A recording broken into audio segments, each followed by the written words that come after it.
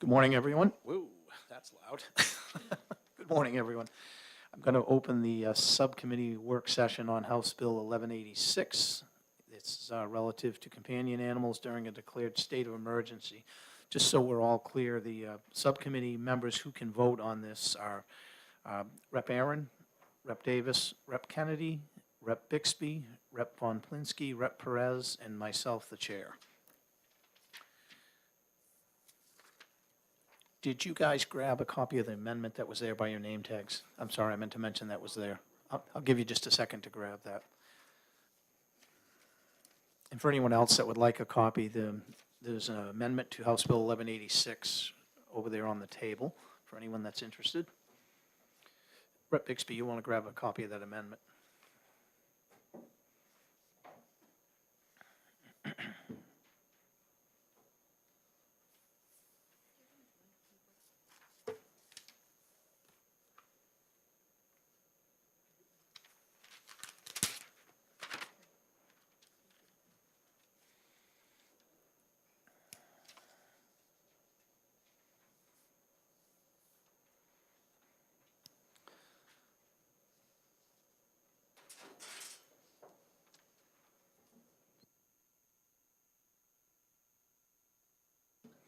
Okay, so I want to bring forward Amendment 202202727H, which is an amendment to House Bill 1186.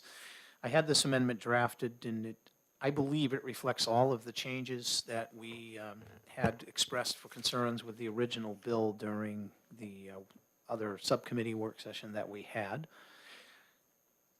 Has everyone reviewed the amendment and you're comfortable with it? All right, I'm not seeing any opposition to that. Then we'll move the subcommittee into an exec session on the subcommittee. And I'm going to move ought to pass as amended with amendment 2022-072H on House Bill 1186, and I'll look for a second.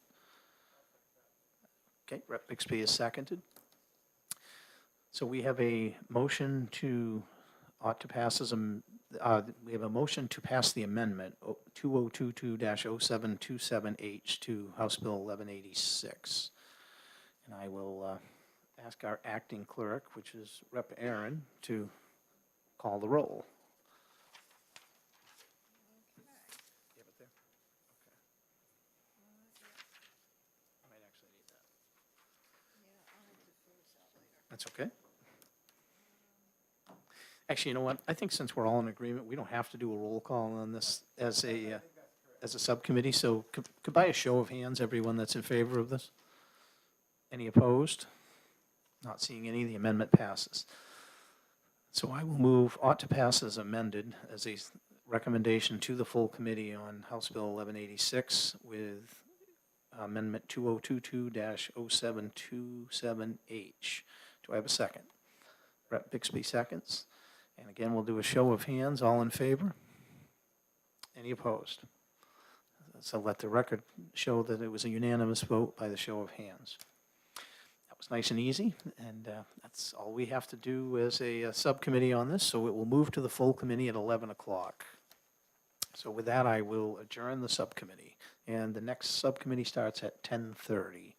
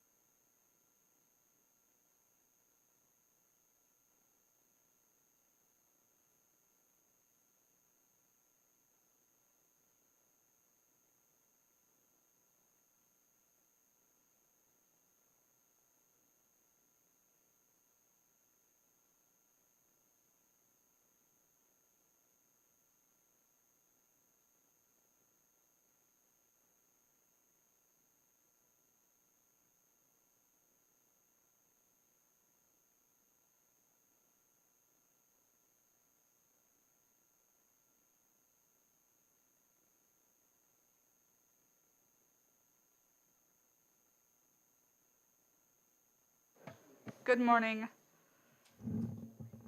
Seeing that it is 10:32, I'd like to call to order the subcommittee work session for House Bill HB 1454. And with that, I will open up the floor for a brief discussion about a potential amendment. So before us this morning, I have drafted an amendment based on the collective work that the subcommittee had been doing with regard to time of travel concept. And I'd like to ask Representative Bixby to briefly sort of talk about the stylistic outline of why it looks a little bit different in format. Okay, so the Representative Murray submitted this to OLS, and they had some concerns about the formatting. So the first thing they said was that the statement of purpose is something that is part of the bill, but it does not end up in statute. It ends up in the record of the of how the bill has been processed. So they said that that would have to be a separate paragraph at the beginning, and the statement of purpose is essentially exactly the same as it is essentially the same as what we had. Instead of saying whereas, it says statement of purpose, and then it says the protection of perennial rivers, lakes, and coastal waters from contamination is in the public interest of the state of New Hampshire.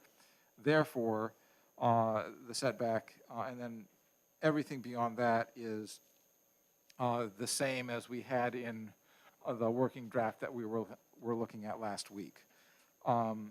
The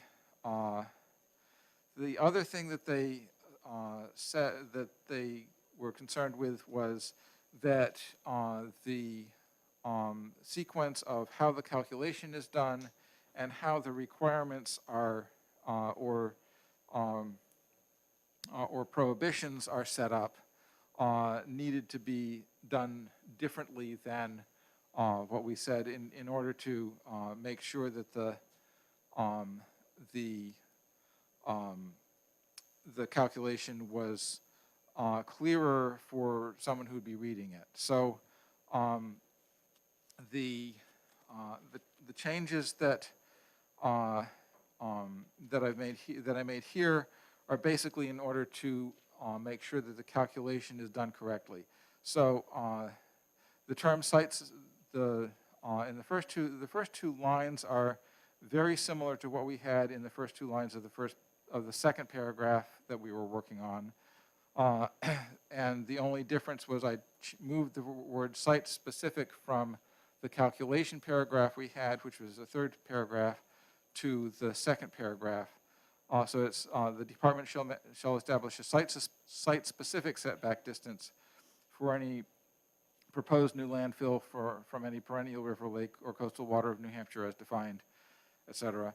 The setback distance shall be sufficient to prevent any contaminated groundwater at any part of the actual solid waste disposal area from reaching any perennial river, lake, or coastal water of New Hampshire within 5 years. That is essentially exactly what we had in the previous version. And then for the calculation, the setback distance shall be calculated as follows. The applicant shall hire an independent hydrogeologist at the applicant's expense to estimate based on adequate and representative on-site field testing. Okay, so that is basically the same as what we had before.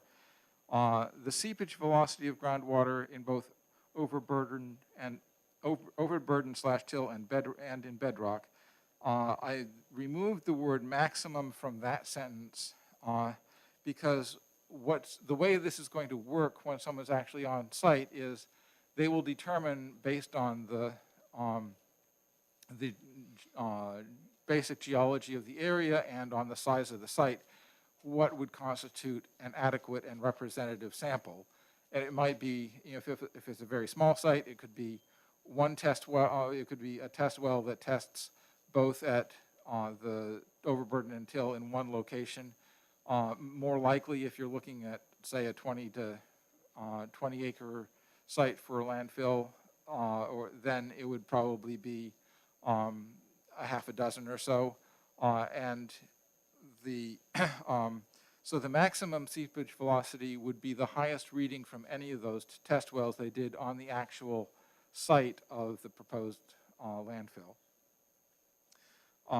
And then that maximum seepage velocity is what gets used to figure out where that the 5-year distance of travel estimate is. So what really matters is coming up with a distance. So the 5-year distance of travel estimate is calculated by multiplying the maximum seepage velocity by 5. So the seepage velocity is in feet per year. You multiply that by 5, you get the distance for 5 years. And the setback from any perennial river, lake, or coastal water of New Hampshire shall be the greater of the 5-year distance of travel estimate calculated in subparagraph 2, or 200 feet. So that actually makes the calculation a bit clearer than what we had in the draft text we were looking at last week. And then paragraph B has the statement of what would prevent a permit from being issued, which is no permit shall be issued if the new landfill site fails to conform from with that setback distance as calculated in paragraph A. And then in terms of making sure that all existing landfills are held harmless, paragraph C says, nothing in this paragraph shall be construed to prohibit the expansion of any landfills that are in operation at the time that this paragraph takes effect. So that is the way that the text has changed, and how essentially the changed text really represents what we were feeling pretty good about last week. Thank you, Representative Bixby. I will also note, in an effort to save paper, the amended analysis is on the back, so just go ahead and take a look at that. And I'll open the floor to Representative Comtois. Thank you, Madam Chair. Representative Bixby, it is my understanding that there are applications already pending that people have been going through the process of site development for landfills in the state of New Hampshire. It sounds like you're changing, with this bill, it would automatically change the requirements for those applicants. Is this correct? I am not quite sure how the I believe that would be correct, but I don't know if that I don't know what the details of grandfathering are. Madam Chair? Sorry. Yes, you may follow up. Thank you. I am concerned that changing legislation or rules in the course of an application, or anyone doing business in the state,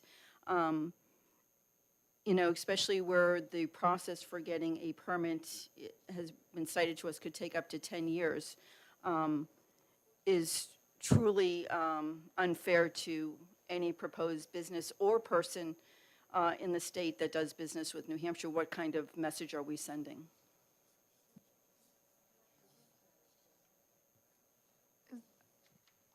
Are there any other questions? Oh, Representative Stapleton. Thank you, Madam Chair.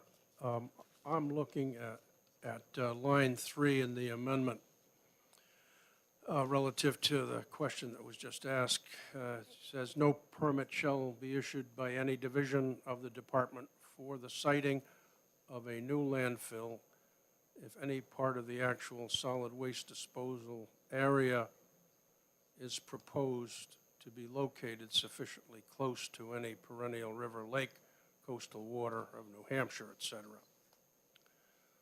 So it would seem to me by that wording that would have an effect on any current application that's now before the DES.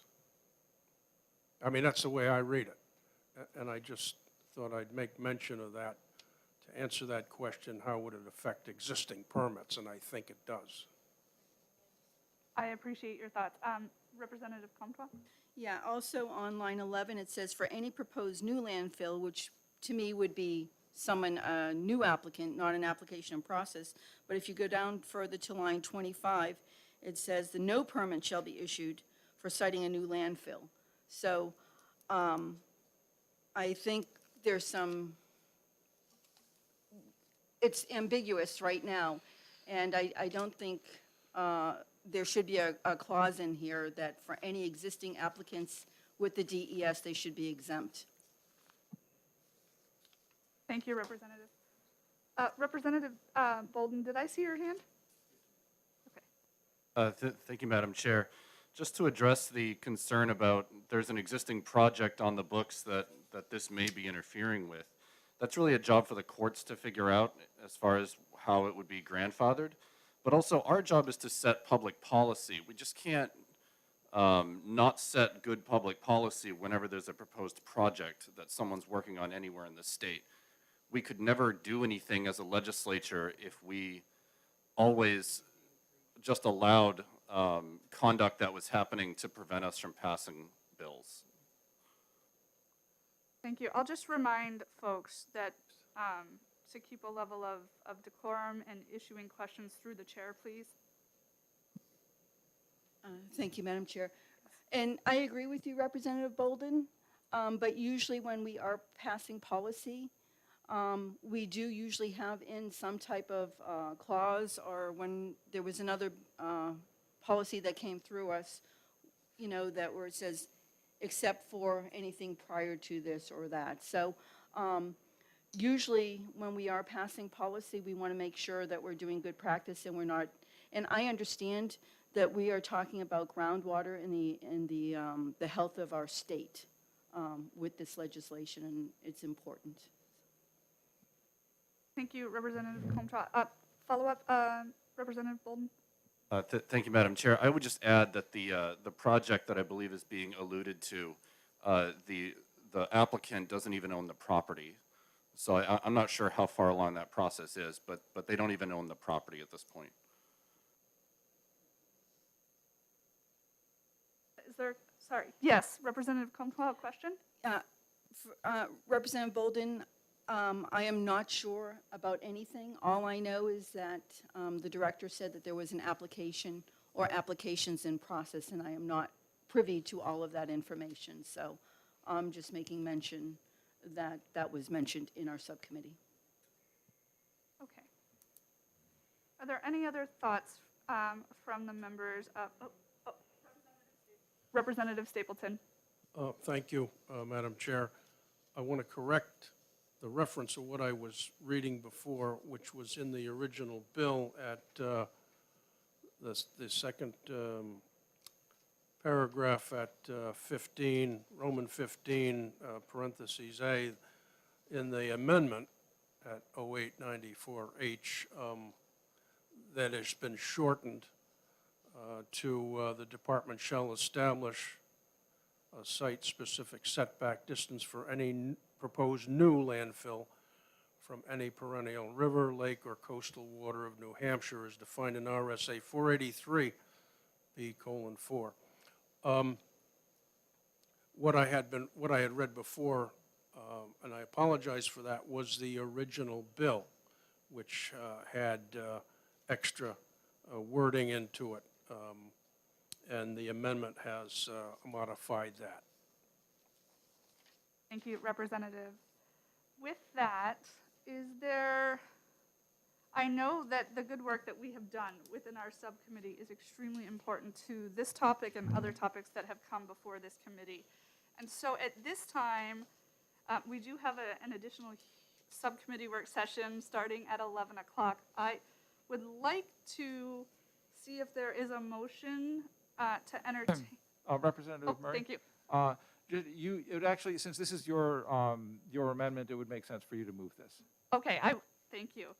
So I would like to move that the committee adopt the recommendation of ought to pass, the amendment first, I apologize. The amendment first for consideration And the amendment is 2022-0894H. Is there someone out there who will second that? I'll second that, Madam Chair. Thank you. And do we take a roll call, madam? I think you could do it by a show of hands. Okay. However you would like to do it. I can do roll call or show of hands, whichever is. I'll just call the roll, that's fine. Representative? Thank you, Madam Clerk, call the roll. Thank you. Thank you, Madam Chair. Representative, let's see, Bolden, Yes. Representative Kaplan, Yes. Representative Comtois, yes. Representative Patusik? He's part of, he's filling in for. Thank you very much. Okay. Okay, thank you. Representative Stapleton? Yes. Representative Hamola? Yes. Motion passes. Oh, and Oh, Madam Chair, sorry. yes.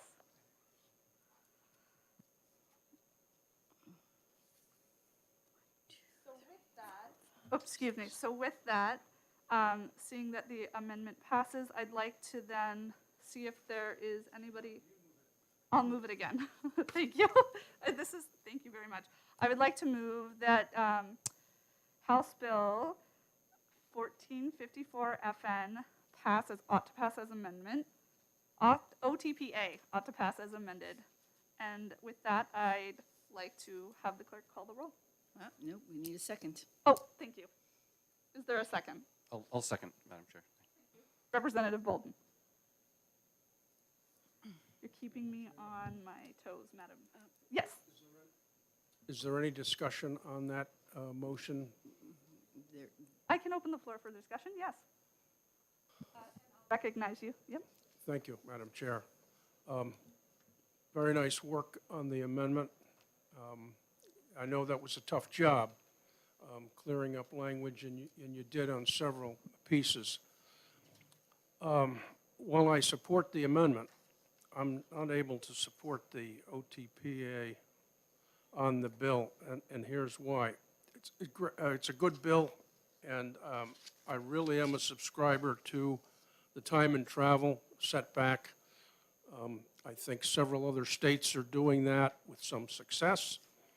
Maine even has a larger time component of 6 years instead of 5. But I was reading over the weekend all of the testimony, and I came into a stumbling block that was pointed out by the testimony by Sanborn Head, the hydrologist there who wrote the testimony, Timothy White. And he supported the formulation. Made sense. But he said there's 3 problems with the bill. And I'm only going to go into one of the problems because I'm not sure about the other 2. But Representative, we are talking about the bill now as amended, so. as amended, Correct. exactly. Okay. And he goes on, requiring the immediate shutdown of a landfill if a priority pollutant is detected at any concentration baseline. And why is that a problem? Because immediate shutdown has a harmful and immediate impact in the economy and the operation of waste collection and disposal. And if you shut down, and the shutdown could be extensive for weeks, months, maybe even a year, and maybe some of that pollutant that may have been found may not be from the landfill. On all of these maybes should not be an arbitrary determination to shut the landfill down. Madam Chair, point of order.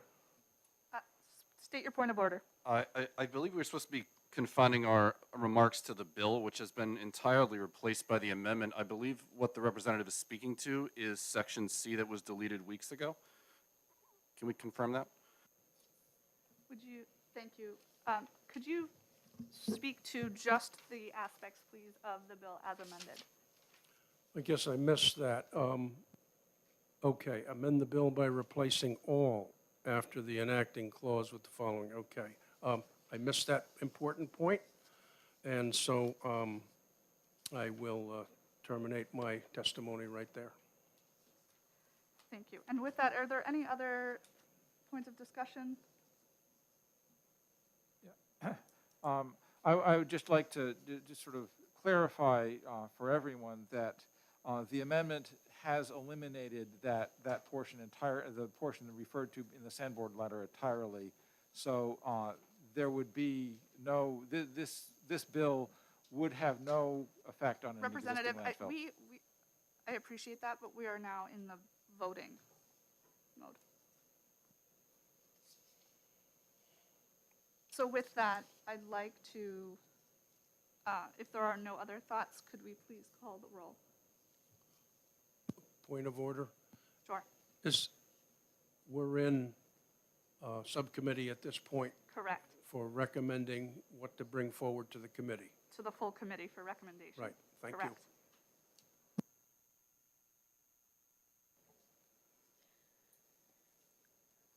Representative Bolden, Yes. Representative Kaplan, Yes. Representative Comtois, no. Representative Stapleton, No. Representative Hamola, Yes. Madam Chair. Yes. 1, 2, 3, 4, 4 to 2, motion passes. With that, the recommendation passes, and we will close out the subcommittee work session on HB 1454FN.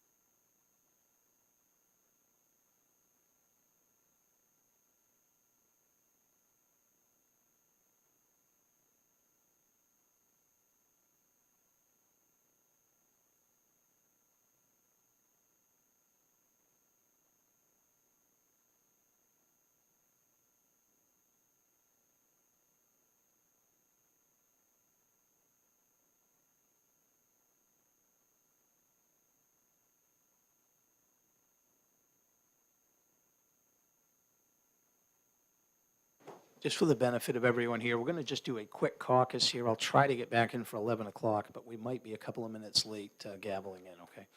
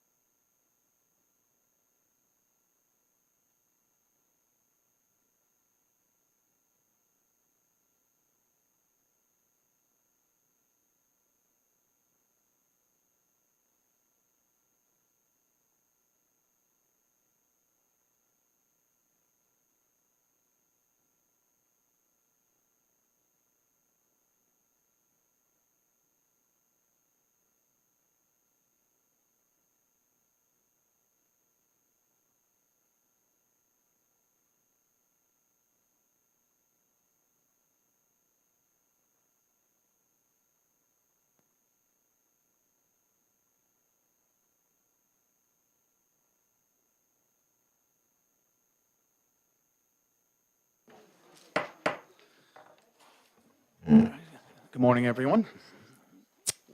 We will open the full committee work session on 1186. There it is. There we go. On House Bill 1186. We have two bills to take up today, and 1186 and 1454. We're going to do 1186 first. So the subcommittee on animal protection convened and wants to bring forward a recommendation of OTPA to the full committee on House Bill 1186. You should have a copy of that amendment. If not, there are some on the table. And that is amendment number 2022-0727H. Do the committee members all have a copy of that? You don't have? All right. I'll give you just a second to grab one. They're on the table over there.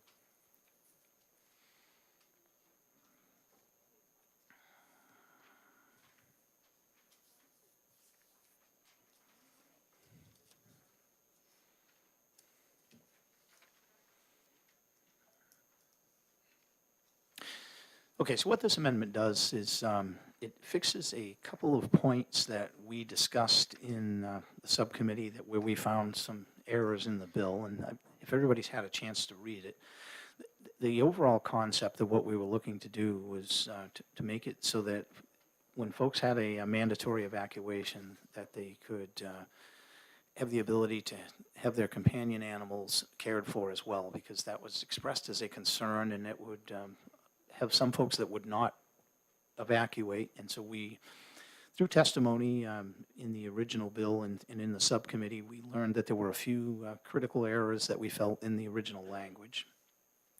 And I believe we've cleaned them up in this amendment in the work of the subcommittee. So this will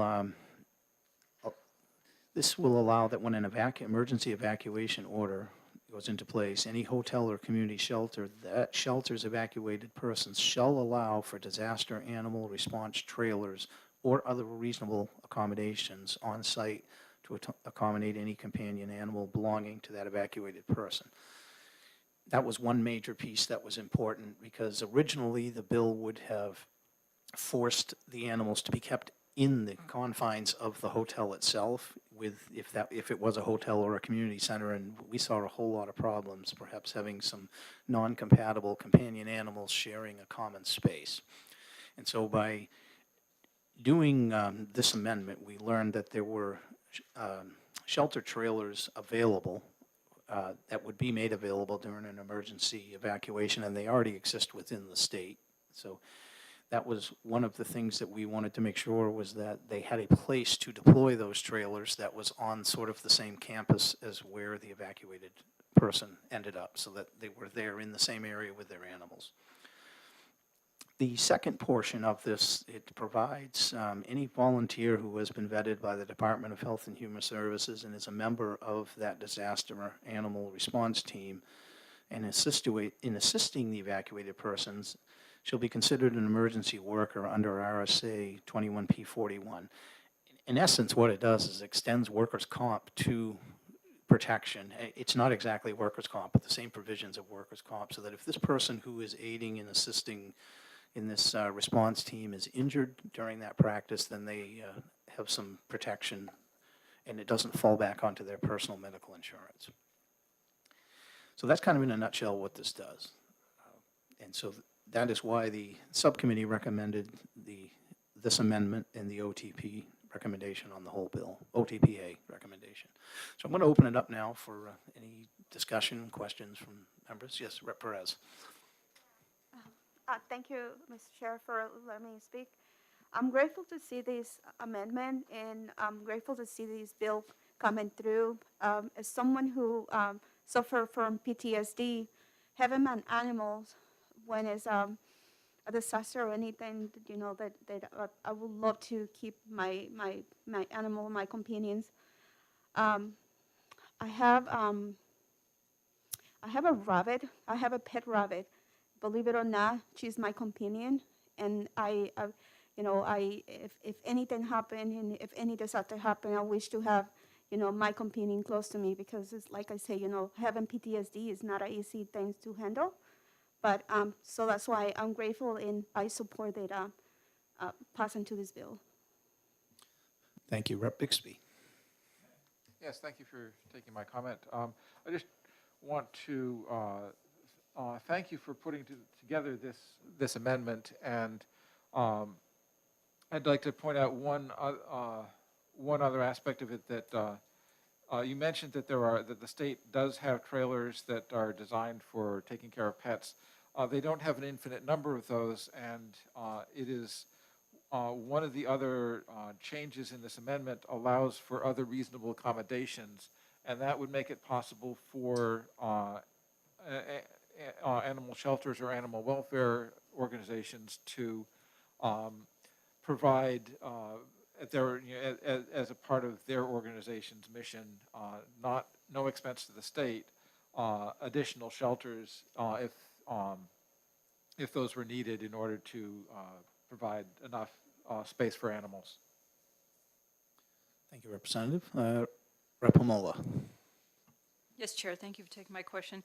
In the language where it says obviously shall allow, does that leave it up to each facility then to make its own decision on whether it can or can't take pets? I just want to make sure I understand the shall part.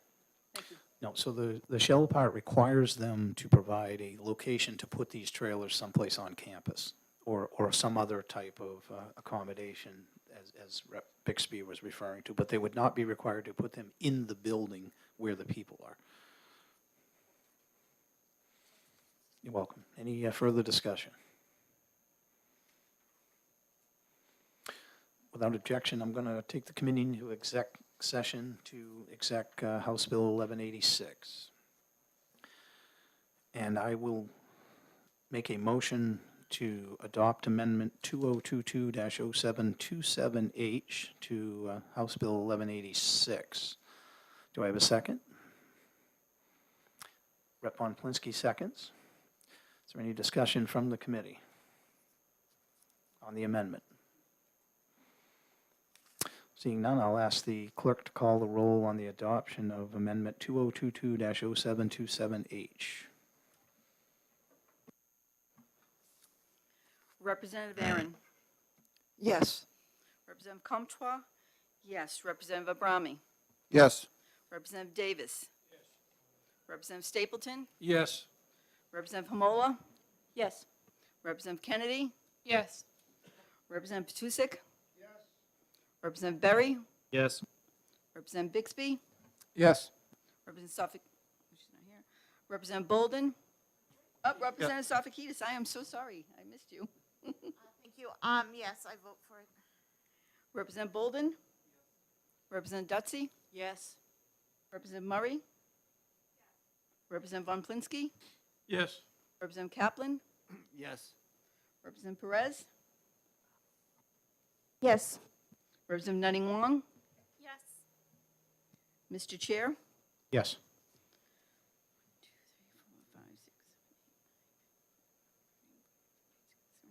19-0. So with the, excuse me, with a vote of 19-0, the amendment passes, and I will move ought to pass as amended on House Bill 1186 with Amendment 2022-0727H. Do I have a second? Representative Dutsey seconds. Any discussion from the committee before I call a vote? Seeing none, I will ask the clerk to call the roll on the vote of OTPA on House Bill 1186 with Amendment 2022-0727H. Representative Aaron. Yes. Representative Comtois. Yes. Representative Abrami. Yes. Representative Davis. Yes. Representative Stapleton. Yes. Representative Pomola. Yes. Representative Kennedy. Yes. Representative Petusik. Yes. Representative Berry. Yes. Representative Bixby. Yes. Representative Sofakidis. Yes. Representative Bolden. Yes. Representative Dutsey. Yes. Representative Murray. Yes. Representative Von Plinsky. Yes. Representative Kaplan. Yes. Representative Perez. Yes. Representative Nutting Wong. Yes. Mr. Chair. Yes. 19-0. With a vote of 19-0, the motion about to pass as amended on House Bill 1186 moves forward. Without objection, we'll put it on the consent calendar. Seeing none.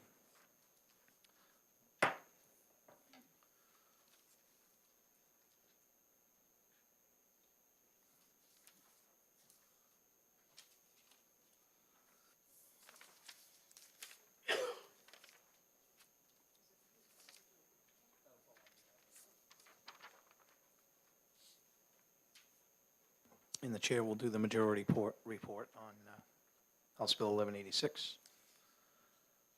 As soon as the clerk is ready, we will move on. You're all set? All right, so we'll come back out of executive session and go into a regular session on House Bill 1454.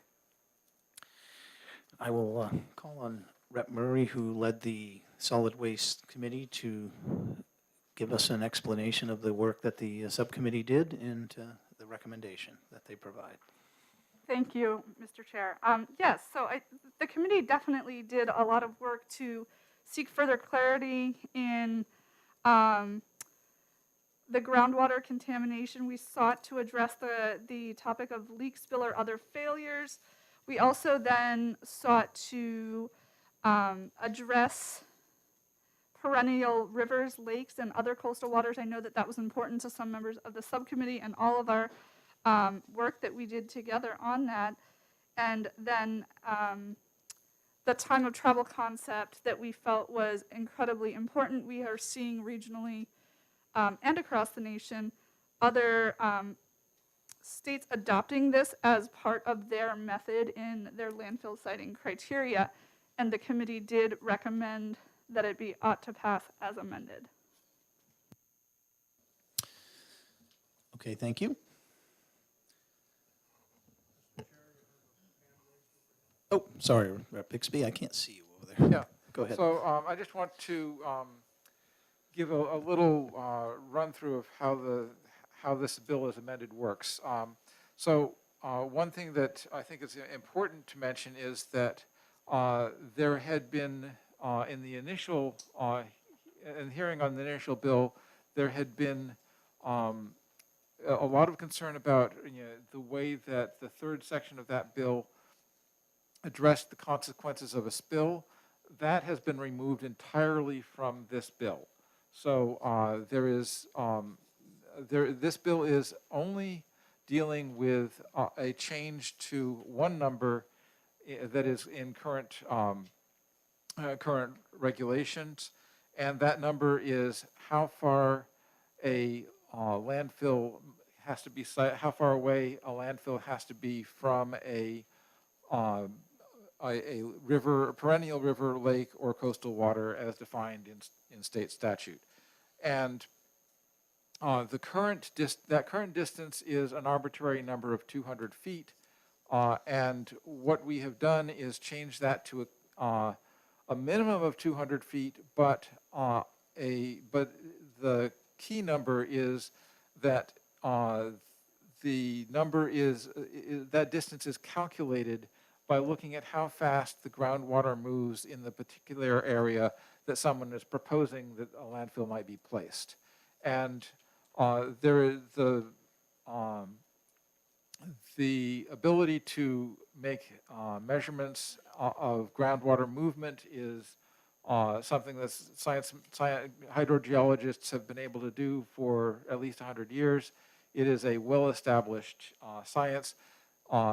You can't, the only unpredictability in there is that you can't predict exactly how something is going to be, exactly what the rocks are going to be and soil is going to be like over a very long distance, but you can get a really good estimate of how fast groundwater travels. And the reason that groundwater traveling matters is that groundwater is what would convey a spill or leak to a sensitive water body like a perennial river or lake. The idea is, and we've laid that out in the statement of purpose, is that you want to make any landfill far enough away from a lake or river or coastal water that if there is a problem, then there is time to deal with it. We have, consulting with various experts, 5 years is a reasonable amount of time to recognize that there is a problem and map the problem and then figure out what to do about it. It may take longer than 5 years to actually complete the remediation. In fact, sometimes the remediation may have to be a forever ongoing process, but by noticing it within that 5-year period, you can prevent it from getting to that water body. And that is the goal of this bill, preventing potential contamination from getting to a sensitive water body. So what the bill does, the paragraph 2 of the bill, so paragraph 2 of the bill basically lays out how that calculation is made using the maximum seepage rate, which is something that is the result of doing on-site tests. The tests are always on the site of the proposed water landfill. They don't go on to any property around it. And then an estimate is made from those, the maximum seepage estimate from the various test wells that are on that proposed site is what is used to calculate how far away it would have to be, or how far away any water body would be to be safe in that 5-year period.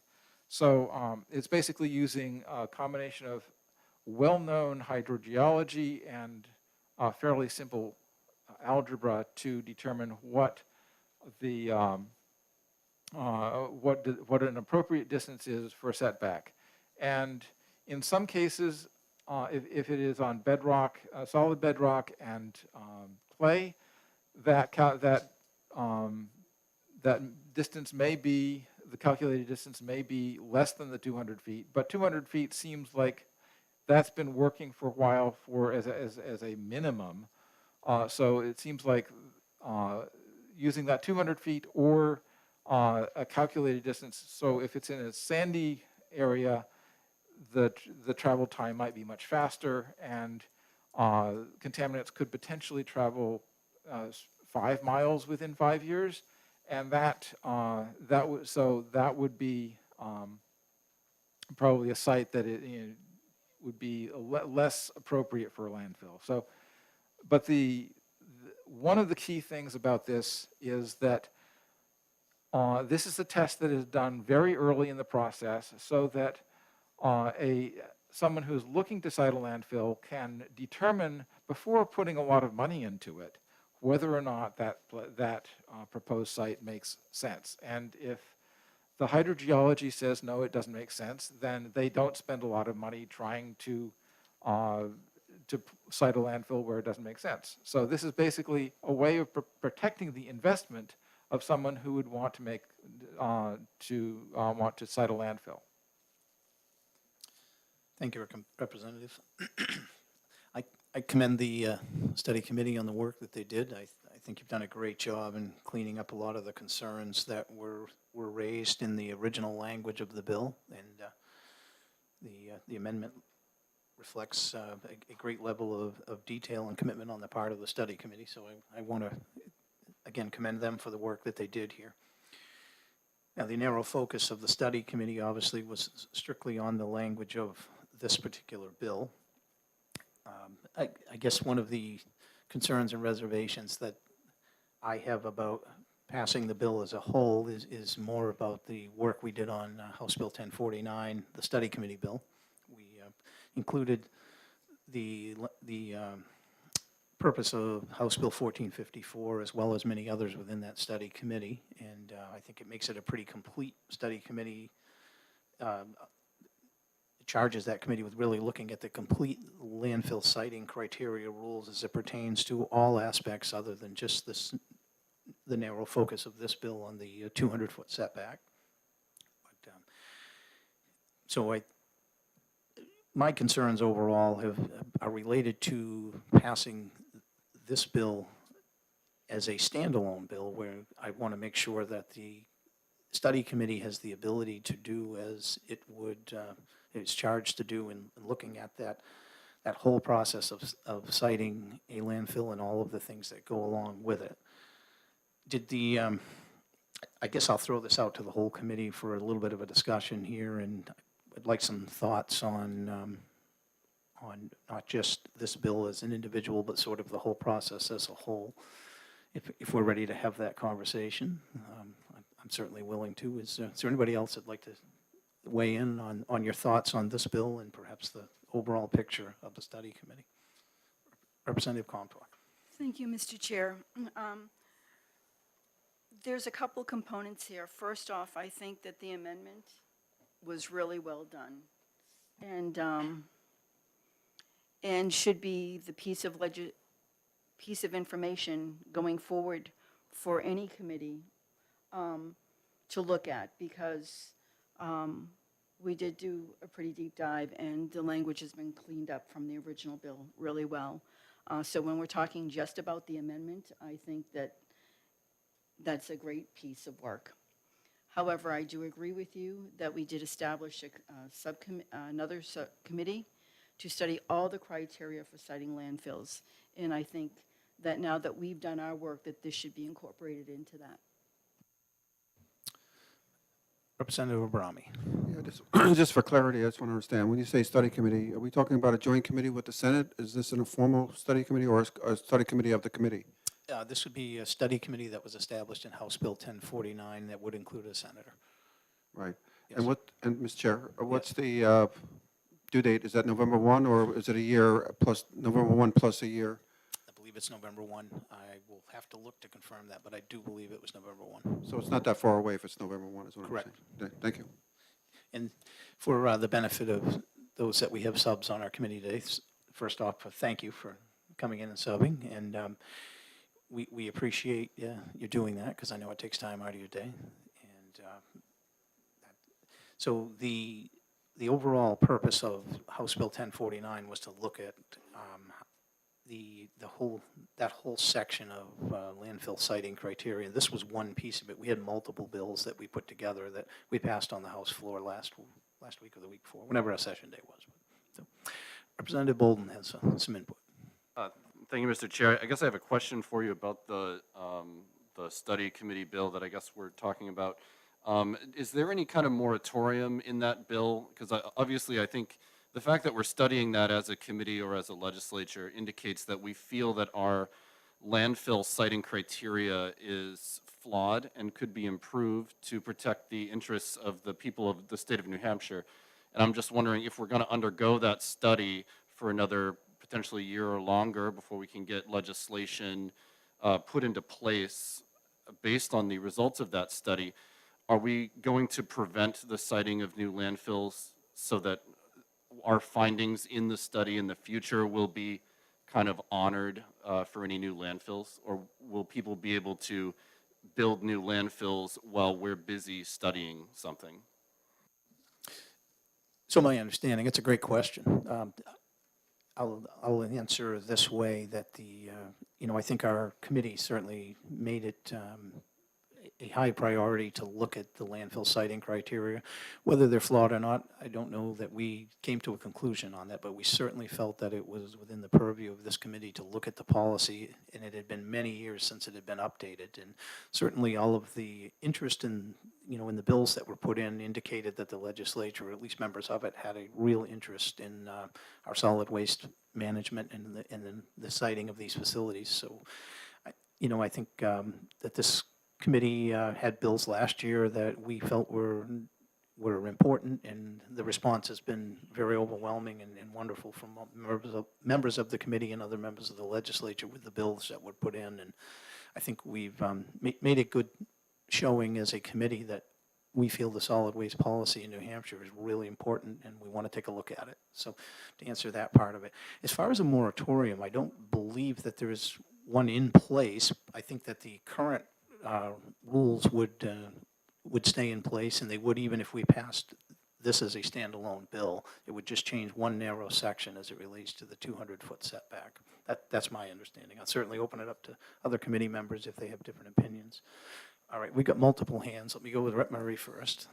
Thank you, Mr. Chair, for taking my question. The one question I did have, and I don't have 1049 in front of me, but it does have a repeal clause, correct? Like, it goes into effect, and then once the study committee is finished, it comes. I do have it here. Let me read it real quick.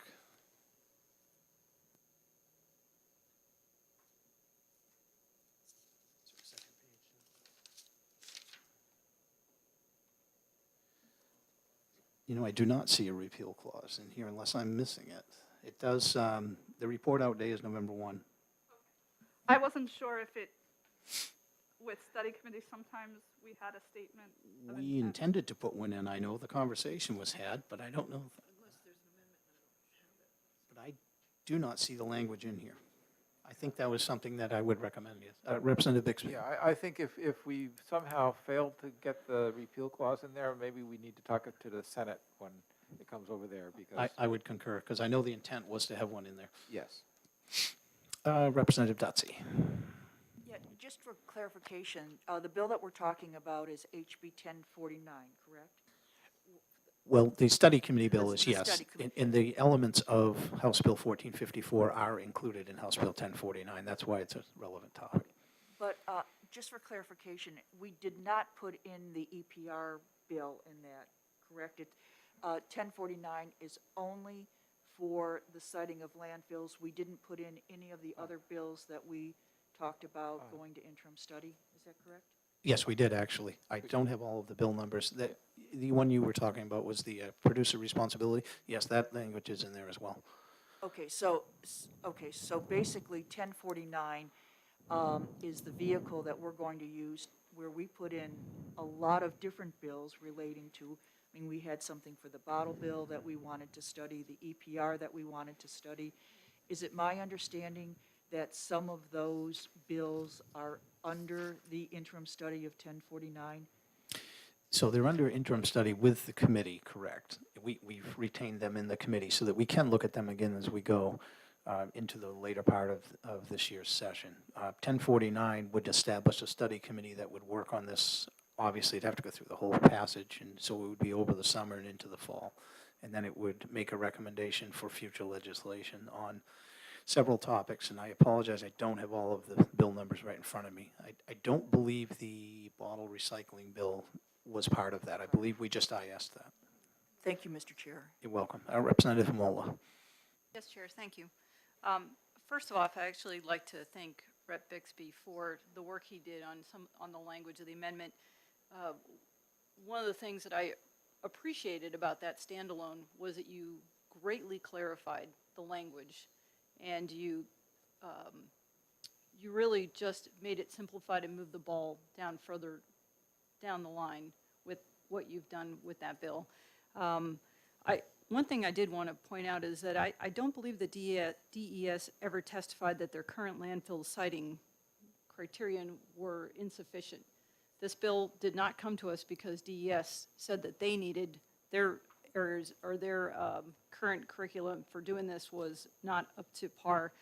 And I do want to say that as a standalone bill, I actually like 1454 but I do have concerns that in the big picture, as it relates to 1049 and studying, trying to look at this as an overall landfill siting, I do have concerns that it may be putting the cart before the horse when it comes to passing this today.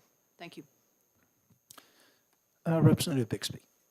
Yeah, I'd just like to point out that the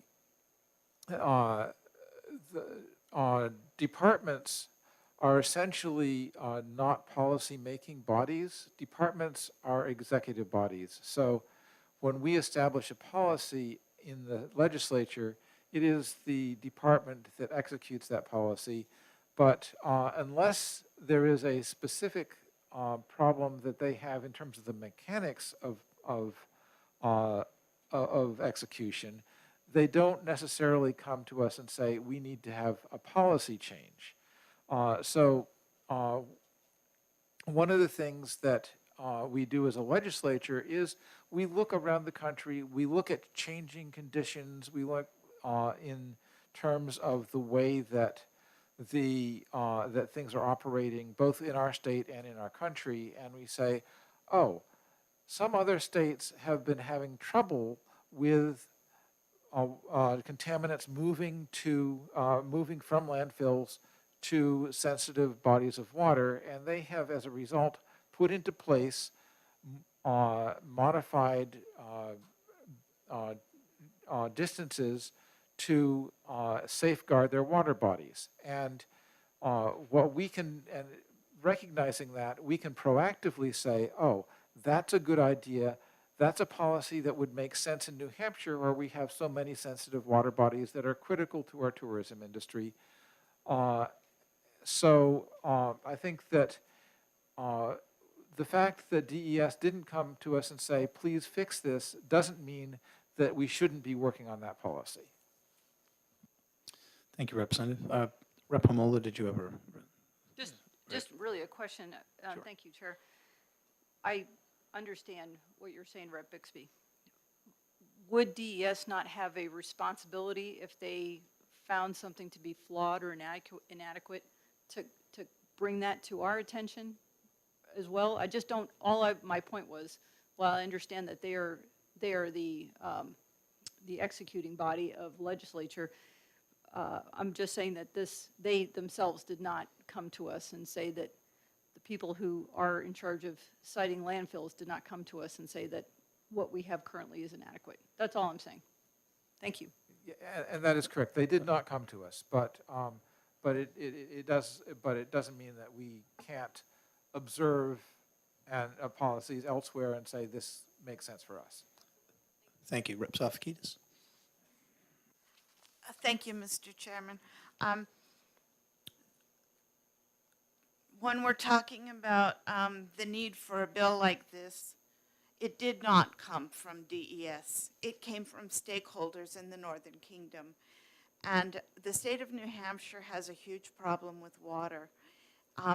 There are cancer clusters all over this state. And right now, we have a blooming cancer cluster in Merrimack. And so what we need to do is we need to listen to our stakeholders. And they came to us for remedy. And they came for remedy because a private company is bringing trash from outside the state of New Hampshire as a business practice, and they're making money. And they're talking about their capacities for their landfills. Well, the stakeholders in the Northern Kingdom came for remedy from us. And they're the ones that pay the taxes. They're the ones that live with our decisions. And we need to give them remedy. When we first heard the first section of this bill several years ago, many people up in the Dalton, Whitefield, Bethlehem area up there, we got more mail than any other bill that I've seen before this committee. And they're asking for remedy. Those are the people that we need to listen to. I can just say, I don't really care what DES is up to. I care about the citizens who voted for us, who pay the taxes, and sent us here to represent their needs of their communities. And so continually kicking this bill down the road like a can is not taking the first step in solving a problem. So to put it into another study committee when we're just allowing private companies to bring in trash, we have to, the whole country has to look at trash, waste management, and all of that. But why do we have to be so concerned about a private company bringing in trash from out of state? And then they talk about our capacity for having more and more and more landfills. I don't get it. We're a small state with a small population, and we should be able to manage our landfills with what we have and increase the things like recycling and the things that we need to do as a state. But the people came for remedy to us. Thank you. Thank you, Representative. Many good points, and all of those hopefully you'll bring to the study committee and present them when they're looking at it, because they certainly are good points and they're right on line with it. So I have a multitude of hands. I'll go with Rep. Aaron. Thank you, Mr. Chair. So I just wanted to remind the committee of what was passed on HB 1049, this study bill. And the study bill includes that the committee would study the siting criteria for new landfills and with a focus on community impact, environmental impact, and public good. It also will be studying solid waste policies in northeastern states that could be adapted to New Hampshire. We'll be studying the surety bonding of landfills to ensure capacity to pay for potential damages. Also changing the definition of required setback to landfills from water bodies by establishing standards that use the hydrological characteristics. So in other words, 14, HB 1454 is already in this study committee. And then item number 5, the extended producer responsibility piece of it. And number 6, the role of landfills and incineration in preventing disposable wipes. They've got a lot of things to make a comprehensive waste management package in this study committee. And I see this HB 1454 as being a very important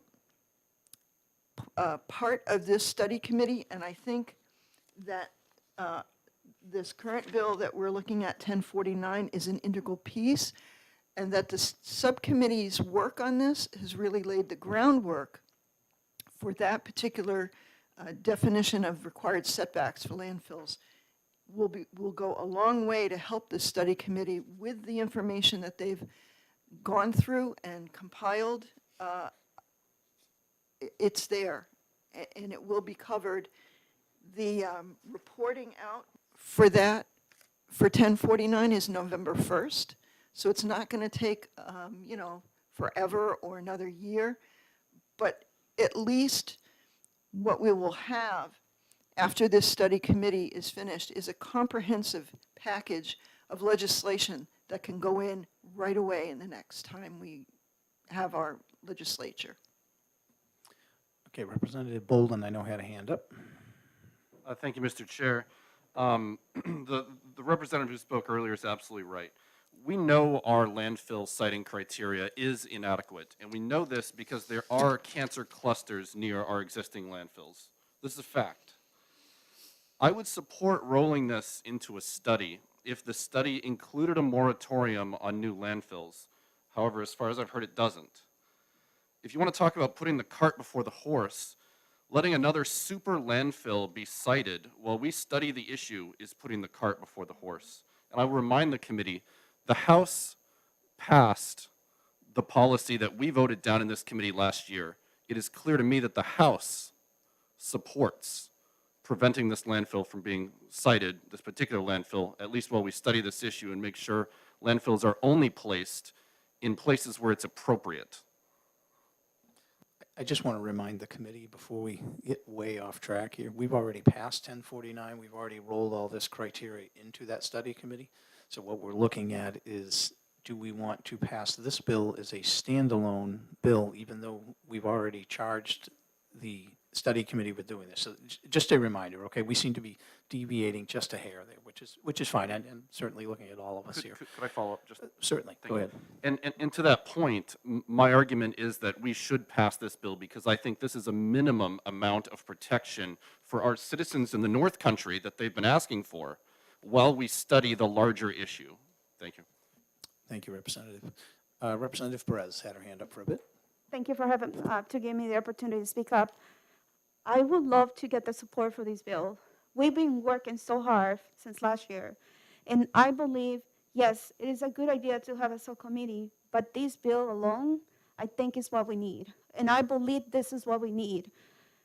Areas like Milford already struggling with water contamination, Merrimack already struggling with water contamination. How much longer we gonna stop these bills to pass? How much longer we gonna put it in subcommittees?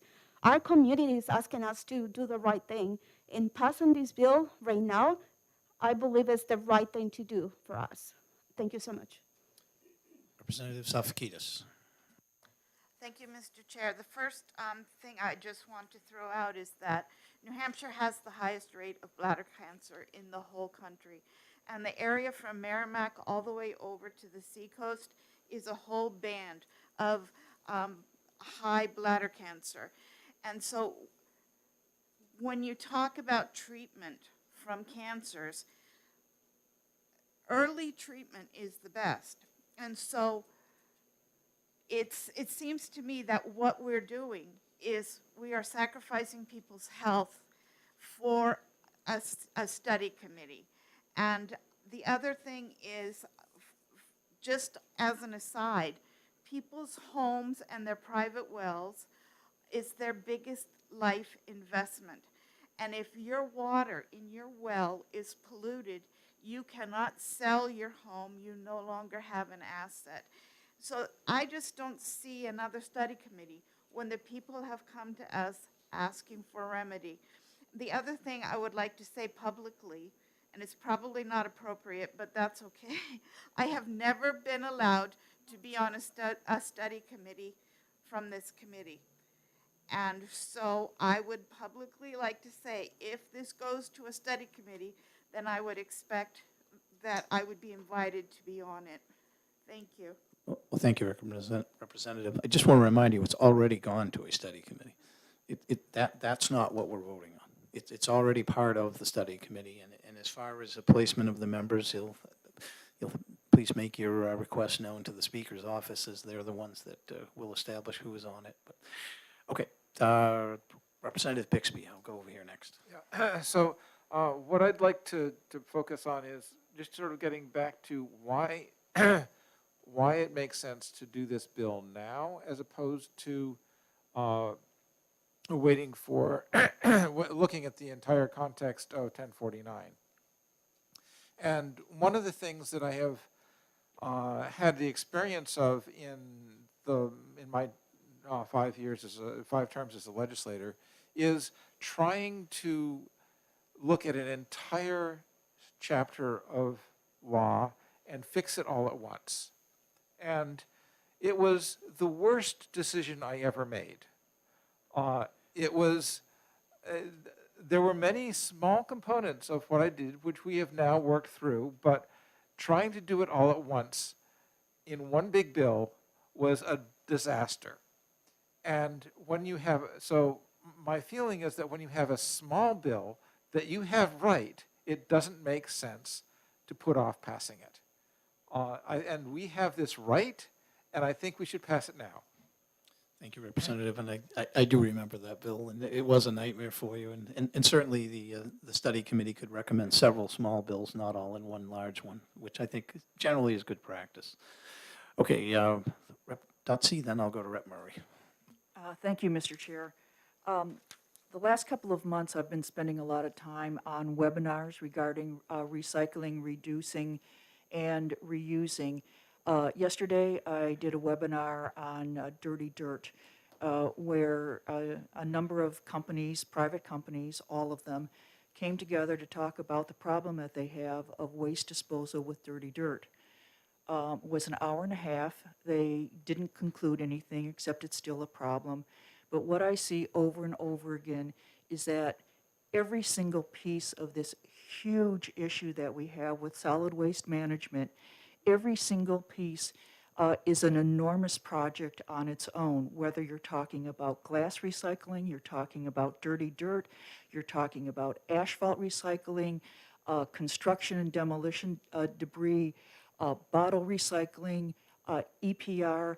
I've been working for 2 years doing research on an extended producer responsibility for tire disposal, used tires. It's a huge problem. When I had my tires replaced recently, I spoke to the owner about this, and I said, apparently in New Hampshire we don't have a problem, because every time that I try to talk to somebody about it, they tell me we don't have a problem. We recycle, we reuse these tires, and they all go to Maine, where we get a tire-derived fuel. And he laughed at me and said, talk to contractors. He said every time they dig up someplace for a new house, he said they find a load of tires that have been disposed illegally. And in fact, on the National Conservation Commission, we're dealing with it right now. So what I'm saying is that I think each one of these issues is such a huge problem that to put HB 1454 into an omnibus interim study bill where you're talking about disposal of wipes, which, when we talked about that in public hearing, we recognized it was a huge issue, and it was going to take a lot of work to figure out how to produce a bill that was adequate there. When you have EPR thrown into that same bill, and I recognize how difficult that is to try to piecemeal and come up with some kind of legislation, I think we're doing a disservice to this bill, HB 1454, if we put it into an omnibus bill like that. And I would like to support pulling it out and passing it today. Thank you. So just as a process update, we've already put it in House Bill 1049, okay? Passing this won't pull it out. It still would allow the study of it. It's, what this would do is it would put this language into statute, and if the study committee found that there was some problems with it, they would then have to change it. So that's what would occur, just as an update, okay? We wouldn't be pulling it out of House Bill 1049 to pass this today, okay? Boy, I got hands all over again. I'll go with Rep. Bolton. I haven't been over there in a while. Thank you very much, Mr. Chair. Just to clarify, I think what a number of members are saying when they say rather than roll this into a subcommittee or a study committee, I think what they're saying is rather than merely having this as a subcommittee, just simple language adjustment there. My apologies, Rep. Murray. Was supposed to call on you next, so go ahead. It's not a problem. Thank you, Mr. Chair. I would like to take a moment to say how incredibly grateful I am for the work that the committee has and continues to do on this subject and many other things around environmental issues. And I think that we are keenly aware that we have an opportunity to address some of the most pressing issues around water, drinking water, whether it is a resource such as a perennial lake or river. And my desire in seeing this bill move forward on a standalone would be that we are taking a proactive measure instead of a reactive measure. So with that, I'll just leave my thoughts there. Thank you. Representative Bixby.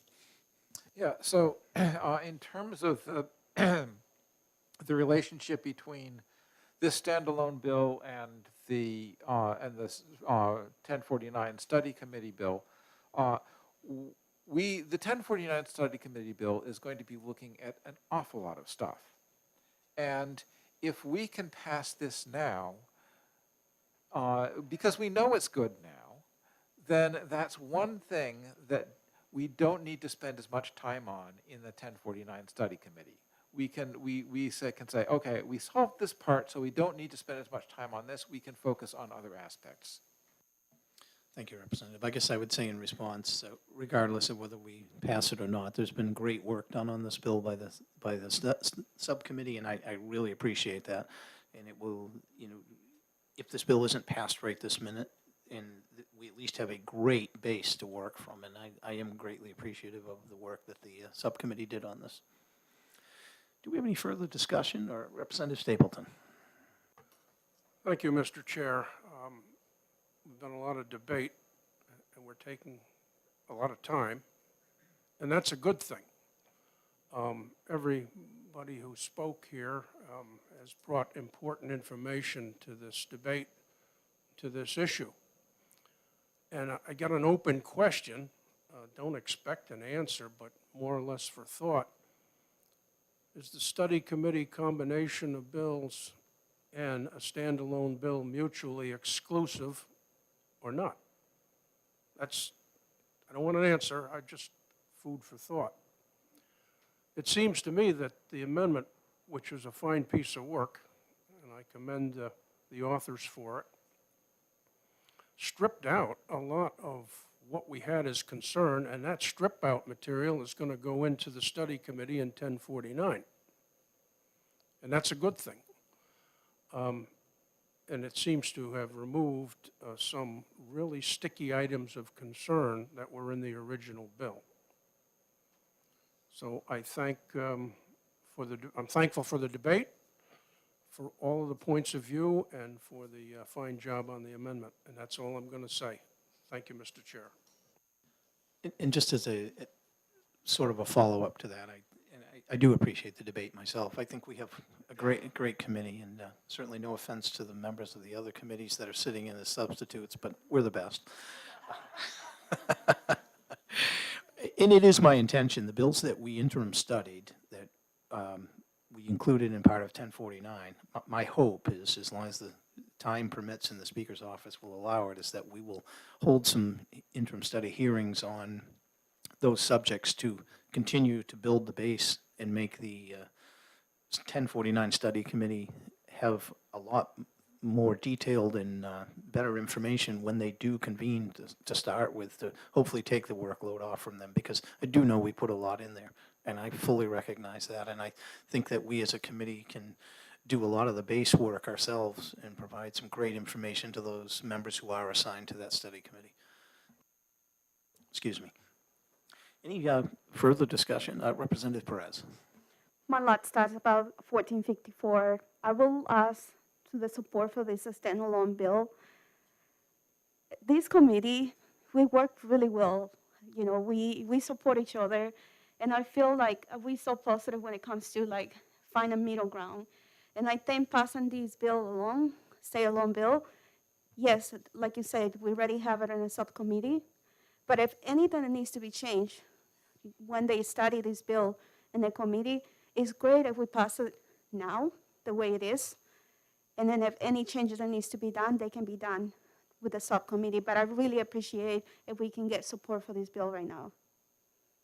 Thank you, Representative. Any further comments from the committee? I think we've had a very good and thorough discussion on this, and so at this point, I'm going to go into executive session. If there's no objection from the members of the committee, then we'll address this bill and see if we can come out with a full committee recommendation.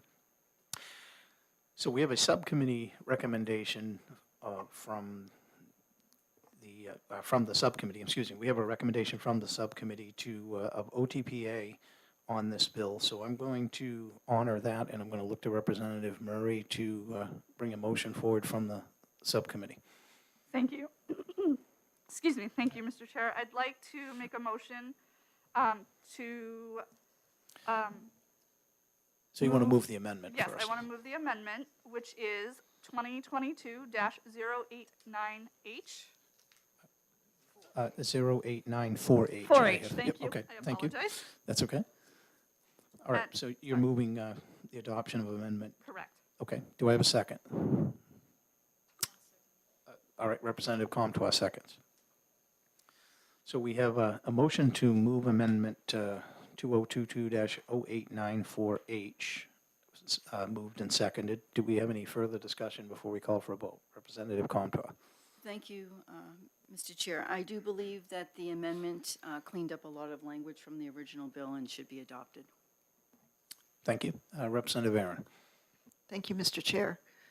Yes, I want to really commend the subcommittee for the work that they did on this amendment. It's really some really good language, and I appreciate the hard work and time that they took to refine the language and go through all of the testimony. So thank you very much for that. Any further discussion?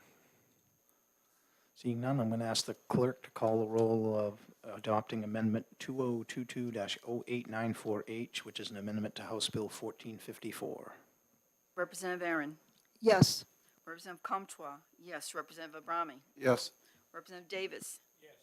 Representative Stapleton. Yes. Representative Homola. Yes. Representative Kennedy. Yes. Representative Petusik. Yes. Representative Berry. Yes. Representative Bixby. Yes. Representative Sofakidis. Yes. Representative Bolden. Yes. Representative Dutzy. Yes. Representative Murray. Yes. Representative Von Plinsky. Yes. Representative Kaplan. Yes. Representative Perez. Yes. Representative Notting Wong. Yes. Mr. Chair, Yes. 19-0. With a vote of 19-0, the committee adopts the amendment 2022-0894H, and I will look to Representative Murray for another motion. Yes, thank you. I'd like to make a motion of ought to pass as amended for House Bill 1454 FN. Do we have a second? Representative Bixby seconds. Any discussion from the committee? Well, I'm going to offer up a little as the chair. Oh, did we have some? I'm sorry, Representative Bixby, go ahead. So I think that we recognize that we've gotten the language for this bill correct, and when you have something that works, it's time to go forward with it. Thank you, Representative Bixby. While I agree that the language for the amendment is excellent and they've done a fantastic job, I still have the same concern that I've had, and I've yet to have it abated, that we move, if we move this forward as a standalone bill, that we are taking away some of the, what we've charged the study committee for in another bill that this committee unanimously supported. And so I have reservation about doing that, and I feel that while this is excellent legislation, the language is good, but it would be best served as a complete package, and once it's looked at and understood as to how it relates to the entire section of landfill siting criteria, and I haven't yet seen that passing this bill at this point in time will have any impact on any current applications that are in play. And that's another concern that I had, and I did reach out to the Department of Justice through the DES, Department of Environmental Services, and they would not provide an official response to that because they didn't represent us as the legislature. But I have concerns that we are going, that we would have the effectiveness of putting new rules into place with an existing application that's currently pending.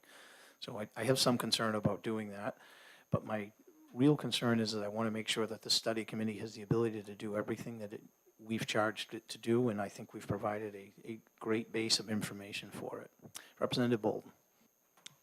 Thank you, Mr. Chair. I have a question. You stated that if we pass this, it would take away some authority, I think is what you might have said, from the study committee. Would the study committee not be able to review the changes that we've made to statute as well and have full authority to make any recommendation they choose? I believe I said ability. If I said authority, it was a misspeak on my part. Oh, they certainly can. There's no question that they can still look at it. But when I look at a problem that I go through with my farm and my own business, I hate to have pieces taken off the table or made more challenging. And I think by passing this, we don't gain a lot immediately. And I think that we put in place just something else that has to be looked at and changed. And I think we've got a really good base here. I really am supportive of the work that this committee has done. I think it will be an excellent piece of recommended legislation that will come from the study committee this fall. And I just have yet to be convinced that passing it now moves us ahead any great distance, because I yet to be convinced of that. So follow up, certainly. Thank you, Mr. Chair. Just a question. If you had a fire on your farm, would you put it out first or would you study what caused it? Well, I think that's sort of a rhetorical question, and I don't know that I need to answer that one, but thank you for it. Representative Dutsey. Yeah, my first career, I've mentioned this before, was as a social worker. And one of the tenets of social work is that when you are confronted with a huge problem, you partialize it. So you pick it apart and you put it into small pieces so that you are able to solve that one piece, and then you move, you have a plan and you move it forward. And I think that's exactly what we're doing here. We're looking at a huge plan. We have studied this. I came in 2019. We've been studying this for about 3 years now. We were told during the public hearing that the bill that we started with was one of the best bills that they've ever seen. We've improved upon it, and I think we should partialize it by going ahead and passing this bill now. If there's issues that the interim study committee finds, they can deal with it then. But I think this is exactly the way that we should deal with it, is by passing this bill now on a partial basis and moving the whole issue forward. Again, for clarification, this bill is the purpose of this bill in House Bill 1454 is part of House Bill 1049, which is a study committee, not an interim study committee. And I'm sorry, and I'm not trying to be technical. I just don't want to confuse people. Okay, anybody else? Representative Perez. Sorry, and I totally get what you're saying. Repeatedly, the study committee, HB 1049. But in reality, if we pass this bill, stay alone, we're going to prove the citizen in New Hampshire that we're taking seriously the problem that is happening right now. Yes, we're going to work in 1049, and we're going to continue working any other issues that we have. But passing this bill, the only thing it's going to do is prove that this committee it cares about what is happening right now, and then we working towards getting the right things to happen to fixing the other issues that we have in HB 1049. But I really think that, and then I'm 100% sure that if we pass on this bill, we've proven our community that we are doing the right thing, and then we're moving forward to finding the remedy for the other issues. So I will ask for the support to pass HB 1454, a stay-alone bill. Thank you. Excuse me. Thank you, Representative. Any further comments from the committee? All right, seeing none, then we have a motion on the table of ought to pass as amended on House Bill 1454 with Amendment 2022-0894H, and I will ask the clerk to call the roll. Representative Aaron. No. Representative Comtois. No. Representative Abrami. No? Representative Davis. Representative Stapleton. Yes. Representative Hamola. No. Representative Kennedy. No. Representative Patusek. No. Representative Berry. No. Representative Bixby. Yes. Representative Sofakidis. Representative Bolden. Yes. Representative Dutzy. Yes. Representative Murray. Yes. Representative Von Plinsky. Representative Kaplan. Yes. Who did I miss?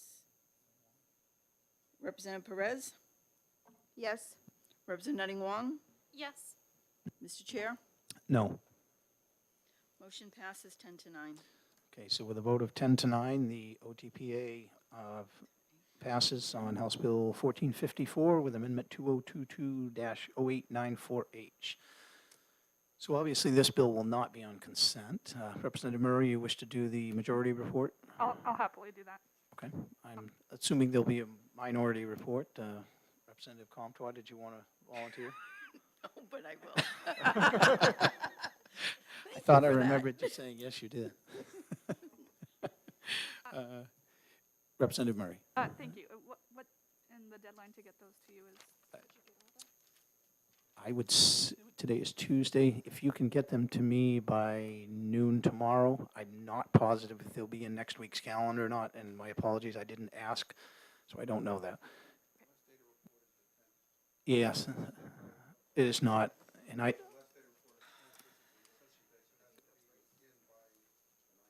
correct, but if we're getting them in tomorrow, will they go in next week's calendar is what I don't know. I'm not sure on that. So, yeah, so if you get them into me tomorrow, I will quickly get them to the committee, and I'm not certain whether they'll make the next session or the following one. Okay. Chairman Pearl, Representative Mola. I just wanted to clarify, and I'm not sure of the procedure, but I just wanted to make sure that we all understood what we were voting on, that we were voting on ought to pass with amendment Yes. versus interim study. So, Well, there was wanna make no, clear. the motion on the table was out to pass as amended. okay, Thank And that passed, so no further motion can be accepted. okay. Representative Did- Comtois. I don't think we mentioned if HB 1186 is going on consent, I would assume. So Yes, we did. Thank you. Anything further from the committee? And I want to wish Representative Perez a happy birthday. I'm not always good at recognizing, but this time I got one. So. All right, well, listen. It feels good to be 18. 18? Oh, I'm not sure I remember that one.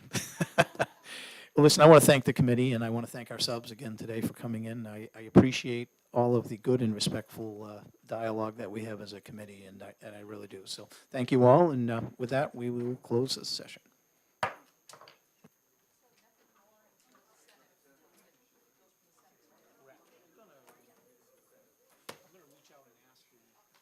Oh, where did, Representative Abrami. Oh, there he is. Representative Abrami.